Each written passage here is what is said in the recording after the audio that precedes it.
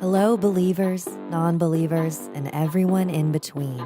You're listening to Stories with Sapphire. I am Sapphire Sandalo. Now get cozy and open your mind because it's story time.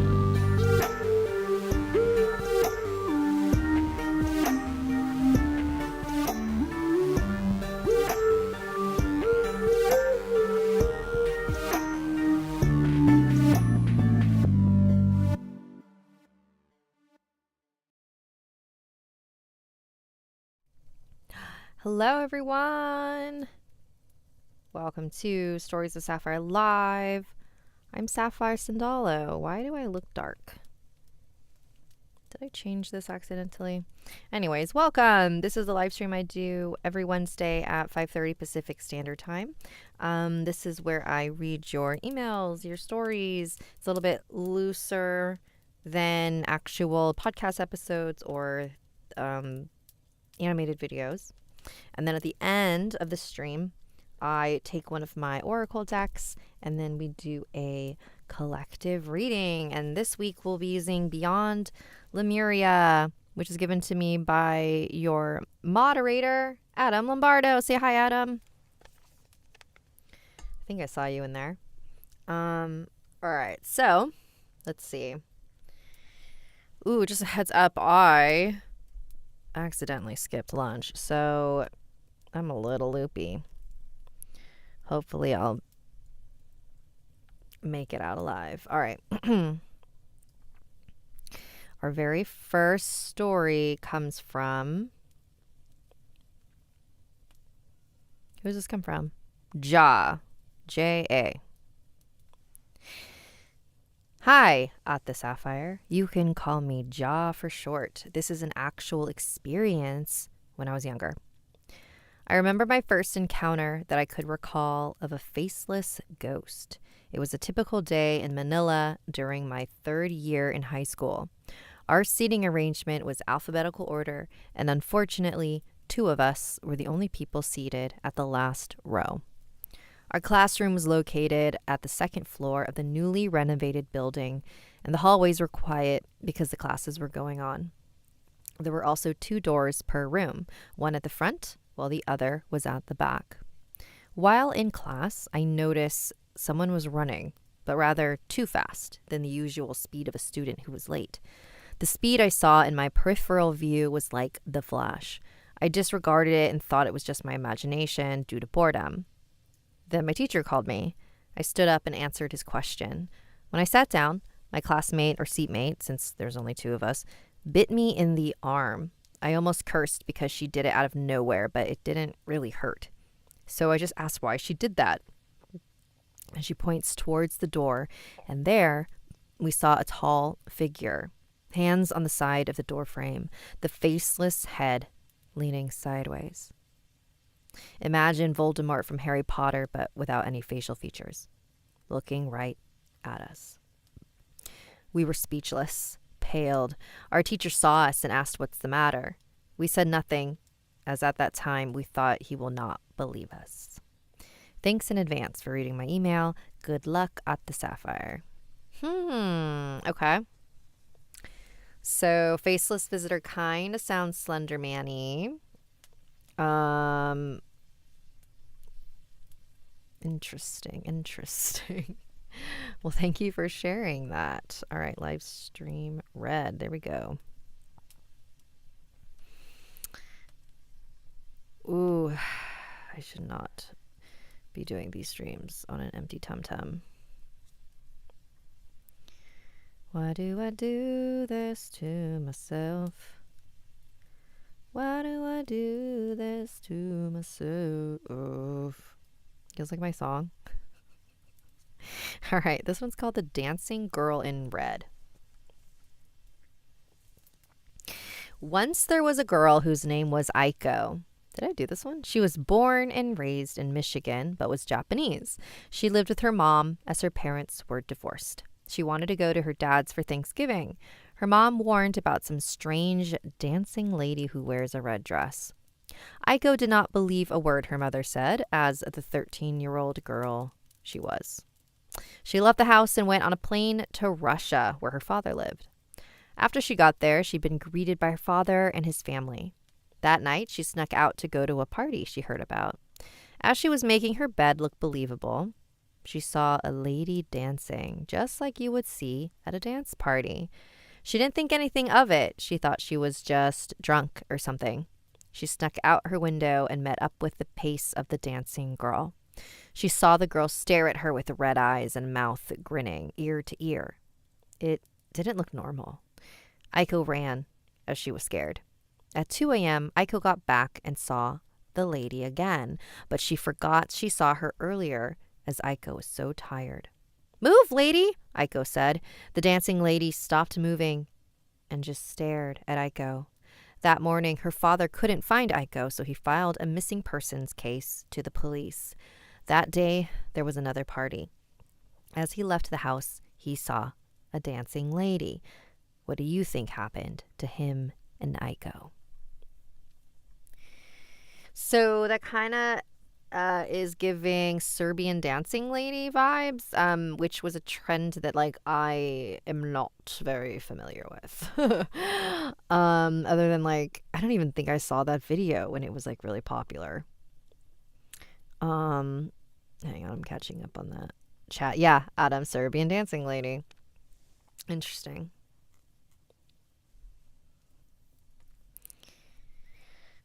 Okay. Oh my gosh, I am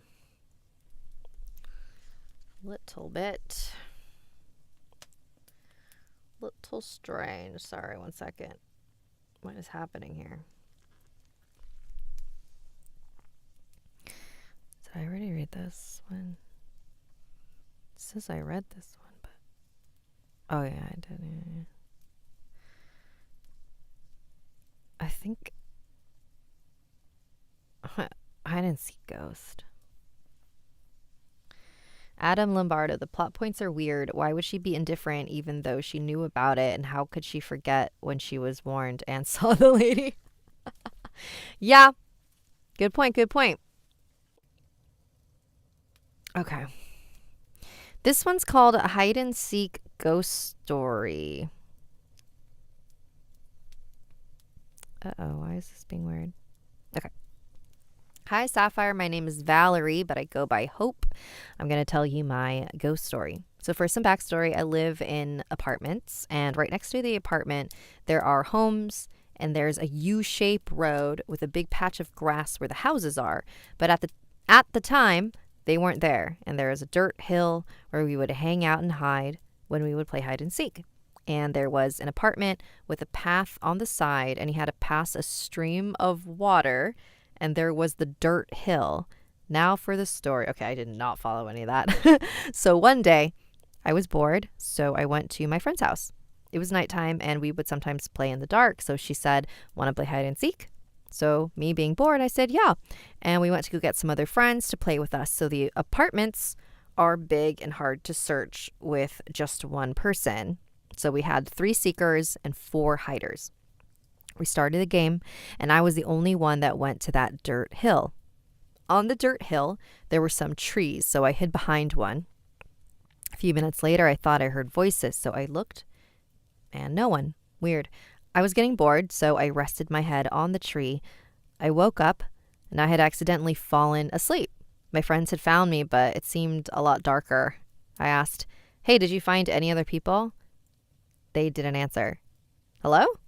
I thought they were mad at me because I often took it too far. We were walking down the hill, and we took the path to the apartments, and then we were getting over the stream of water. They ran really fast behind the apartment building next to the stream. I ran after them because they had left me, but they were gone. I was confused. I looked all around the complex, but they were nowhere. I went home, confused, only to see all of my friends on my couch, and I asked, "Hey, why did you leave me?" As I said that, my mom and dad and friends ran to me. They said how worried they were, and where was I, and all these things. I said, "No, you found me and left me." My friends said, "No, we looked everywhere. You were nowhere." I said, "I was on the dirt hill." They said, "We looked there." This is a half true story, half fake. I hope you like my story, but I have so many more. If you want to hear more, just ask, I'll tell them. Okay. That sounds an awful lot like a story I did. So I think I know where you got your inspiration from. All right. What time are we? 5:45? Okay.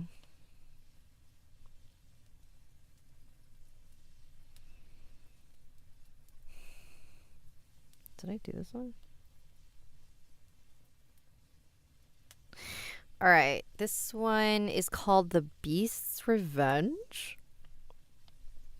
Hello, my name is Temujin. This is my story that I wrote. I've been a fan of yours since Snarled, and when I found your channel, it brings back nostalgia. The Beast's Revenge.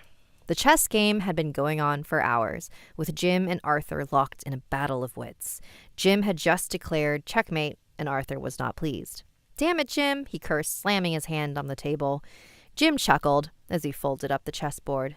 "You know the rules, Arthur. Winner takes the tiger skin." Arthur scowled, but before he could say anything, they both heard a low growl coming from the door. It was Arthur's dog, and he sounded agitated. The poachers fell silent, listening as the dog began barking ferociously. "Go check it out," Jim said, his voice low. Arthur nodded and grabbed his rifle. He made his way to the door, his heart pounding in his chest. The cold air of Siberia hit him as he stepped outside, and he felt a sense of unease wash over him. He followed the sound of the dog's barking, his eyes scanning the trees for any sign of danger. As he approached the source of the noise, he caught a whiff of something foul. It was the smell of decay, and it made his stomach churn. He moved closer to investigate, but before he could make sense of what he was seeing, he heard Jim scream. "Jim!" Arthur shouted, running back to the cabin. The gunshots continued, echoing through the snowy forest. When Arthur reached the door, he hesitated for a moment before bursting inside. The room was a mess, with overturned furniture and broken glass scattered everywhere. And there, lying in the center of the chaos, was Jim. His body was torn apart, his flesh shredded by some savage force. Arthur's heart sank as he realized what had happened. "Tiger," he whispered, spotting the claw marks that raked across the floor. Panic set in as Arthur realized he was not alone. He turned to flee, but as he reached the door, he accidentally knocked over a lantern, igniting a pool of kerosene. Flames spread quickly, creating a river of fire that blocked his escape. Desperate, Arthur huddled in a corner, his rifle aimed at the door. He heard heavy footsteps approaching and then heard a roar mixed with the screams of Jim. And then it appeared, a massive, skeletal tiger, rotting of decay, its eyes glowing in the flickering light. Arthur fired his weapon, but it had no effect. The beast advanced slowly, the stench of death and decay overwhelming Arthur's senses. Frozen in fear, Arthur closed his eyes, waiting for the inevitable. He had one wish, for it to be over soon. Note, this is a rewrite. What? There's a little note at the end. Interesting. Okay, so let me get this straight.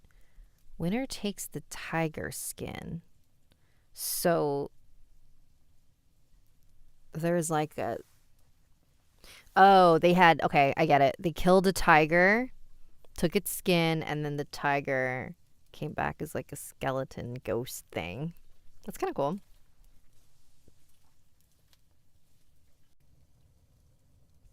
Adam, I remember one time that 2 of the 3 stories were just Snarled stories people stole. That's funny. All right, let's move you to Livestream Red category. Yes. Oh man, let's see. Do I have any spooky updates? Have I seen anything spooky? I don't know. I don't really have anything spooky. I do have like kind of cool. Oh, I don't really think I want to share that. I guess my psychic abilities are getting better, which is always fun.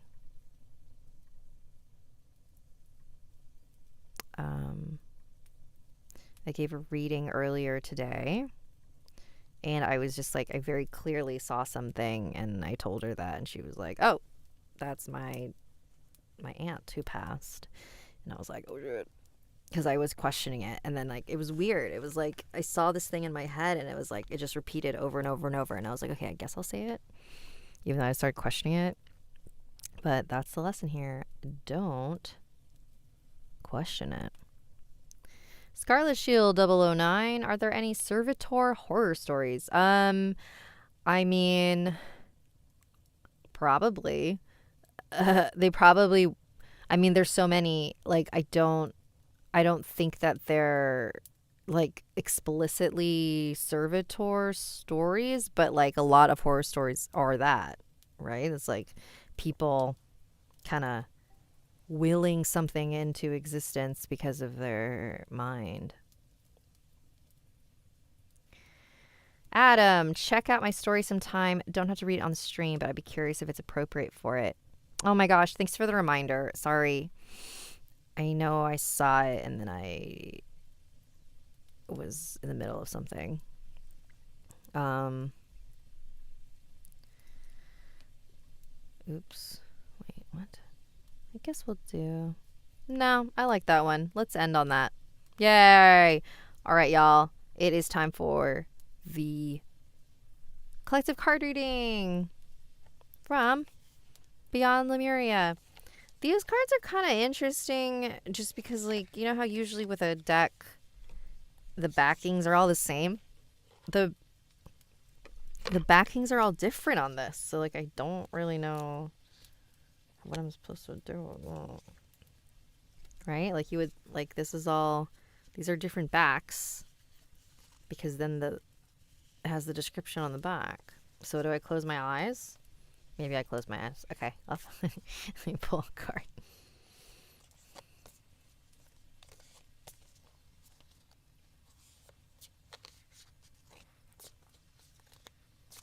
Let me see if I can feel the one that we should take.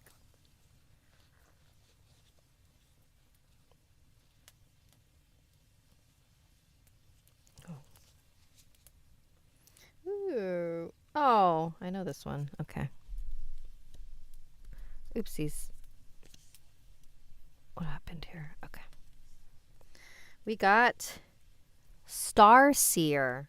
I don't know if you can see it, but there's like a person and then like someone climbing a ladder. Seer, have you ever headed towards a specific destination, but instead of it being where you ended up, the journey was the catalyst for getting you where you were meant to go? Wait, let me reread that again. Have you ever headed towards a specific destination, but instead of it being where you ended up, the journey was the catalyst for you getting where you meant to go? Have you ever felt nothing was working out as planned, but then it came together perfectly? Oh my God, I like relate to this so hard. This card depicts intuition as a goddess, lifting us to see where we're going and the star she sees in us. The journey may not go as planned, but the outcome is better than you thought possible. Let the serendipities unfold. Allow space for unexpected opportunities. Even when the route is not as direct as you imagined, listen to your intuition and know you got this. Oh, I love that. Yeah, because I'm waiting for something to happen very soon that I've been working on manifesting, and I'm just very excited to see how it manifests. Because a huge aspect of manifesting is that you have to let go of how it manifests. So it's like you get really surprised when it happens. You can't control how it's going to happen. But then it's also very like, stressful because it's like, oh, I don't know how it's going to happen or when.